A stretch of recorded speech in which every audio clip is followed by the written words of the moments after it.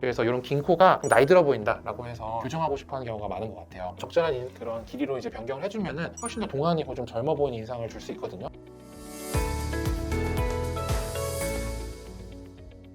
네, 안녕하세요. AB성형외과 조규상 원장입니다. 보통 코의 길이에 따라서 인상도 좀 많이 달라지는데요. 오늘은 긴 코에 대해서 특징과 그런 개선 방법에 대해서 알아보겠습니다. 우선 이제 코의 길이에 대해서 설명드리면은 코의 길이는 이제 코의 가장 낮은 지점에서부터 코끝까지 이제 실제 길이를 말하거든요. 긴 코라고 할 때 가장 흔한 형태는 코끝이 이렇게 아래로 쳐져 있는 거예요. 이런 대표적으로는 신현준님이나 이제 서경석님처럼 코끝이 이렇게 내려가 있는 경우가 많죠. 그래서 이런 코는 이제 화살코라고 이제 부르기도 하고, 정면에서 보면은 코끝이 이렇게 훅 내려가 있고 비주가 이렇게 안으로 싹 말려 들어가 있는 그런 특징이 있어요.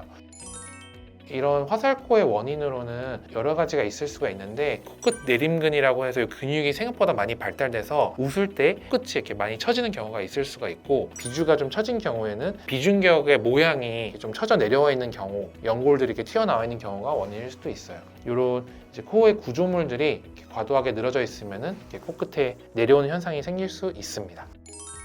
긴 코의 인상을 말씀드리면 일반적으로는 이제 남성분들한테는 나쁘진 않아요. 남성적이고 신뢰감 있는 인상을 좀 주고, 대신에 이제 코끝이 이게 좀 과하거나 이러면 약간 좀 둔해 보이거나 나이 들어 보일 수가 있거든요. 여성분들은 특히 한국에서는 약간 좀 짧은 코를 좀 선호하는 그런 경향이 있어요. 그게 좀 더 동안처럼 보이는 그런 경향이 있거든요. 그래서 이런 긴 코가 좀 나이 들어 보인다라고 해서 교정하고 싶어하는 경우가 많은 것 같아요. 사람 얼굴마다 자연스러운 밸런스를 맞추는 게 중요한데, 이런 밸런스가 깨지면은 자연스럽지 않기 때문에 한번 신중하게 한번 잘 보는 게 좋겠죠. 아무래도 실제로 나이가 들면은 구조물들이나 이런 코끝이 살짝 처지거든요. 그래서 실제로 나이가 들면 코가 살짝 길어집니다. 이런 경우에 이제 코끝을 이렇게 올려주는 수술이나 코 라인을 좀 개선하는 방법이 좀 필요할 수 있습니다.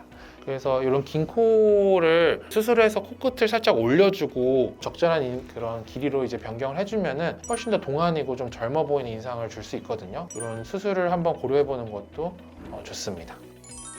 이런 수술 방법에 설명을 좀 드리면은, 코끝이 이렇게 좀 처져 있어가지고 선천적으로 좀 지지 구조가 약한 경우에는 이제 코끝 수술을 통해서 비중격 영장술이나 비주 지지대법으로 이제 지지 구조를 세워가지고 코끝을 들어 올릴 수가 있어요. 코끝 내림 근육이 이제 과도하게 작용해가지고 코끝을 웃을 때 확 내려간다. 그런 경우에 근육의 힘을 좀 약화시키거나, 수술하면서 이제 근육을 실제로 좀 끊어도 기능적으로는 큰 문제가 없거든요. 웃을 때 코끝이 처지지 않도록 예방할 수도 있습니다. 비주가 이렇게 많이 내려온 경우나 아니면 비중격이 너무 긴 경우에는 튀어나온 비중격 부분을 잘라내고 그렇게 해서 이제 교정을 할 수가 있습니다. 수술하고 나서 너무 약간 길어 보인다 라고 한 경우엔 보형물이 미간 위로 너무 올라간 경우도 있어요. 그런 경우에 이제 재수술을 하면서 실리콘 보형물을 살짝 이렇게 미간 쪽에서 내려주는 거죠.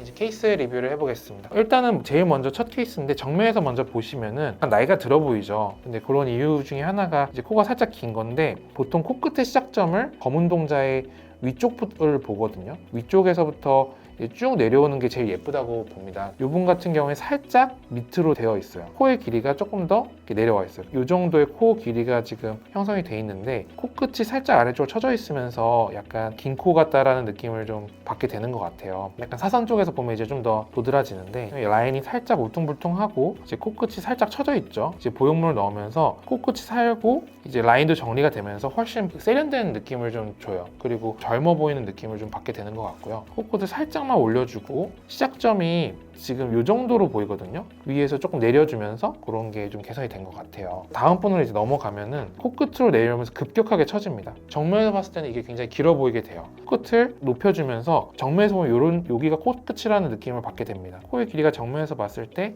훨씬 줄어든 느낌을 받을 수 있어요. 정면에서 봤을 때 그렇다고 너무 코를 확 들어 올리면은 들창코처럼 보일 수가 있거든요. 수술하고 나서도 콧구멍이 적절하게 노출돼서 예쁜 것 같아요. 복코도 살짝 있었는데 복코도 훨씬 잘 개선이 된 것 같습니다. 다음 또 케이스로 넘어가면은 코끝의 높이가 좀 낮아요. 약간의 매부리가 있어서 라인이 울퉁불퉁해 보이고, 코의 길이가 조금 길어 보이는 느낌을 주죠. 이 각도가 주는 느낌이 확 처진다라는 느낌을 주면은 정면에서 봤을 때 길다라는 느낌을 받을 수가 있어요. 수술하면서 코의 라인도 정리를 하고 코끝을 살짝 올려주면서 코를 조금 더 짧게 만들어주니까 좀 더 젊어 보이는 느낌을 받고 밝은 그런 생기 있는 인상을 주게 됩니다. 콧구멍도 원래 조금 잘 안 보였는데 적절하게 노출이 되면서 아주 수술이 잘 된 케이스 같습니다. 지금까지 이제 케이스 리뷰를 해봤고요. 이제 오늘은 긴 코의 특징과 이제 개선 방법에 대해서 알아봤는데요. 제가 말씀드린 것은 좀 이상적인 코의 비율일 뿐이고 이제 가장 이렇게 중요한 거는 본인의 얼굴과의 조화이기 때문에 내 얼굴에 이제 어떤 코가 가장 예쁠지, 어떤 정도의 길이감이나 높이감이 좋을지 전문의와 충분한 상담 후에 수술을 결정하시면 좋을 것 같습니다. 지금까지 AB성형외과 조기상 원장이었습니다. 감사합니다.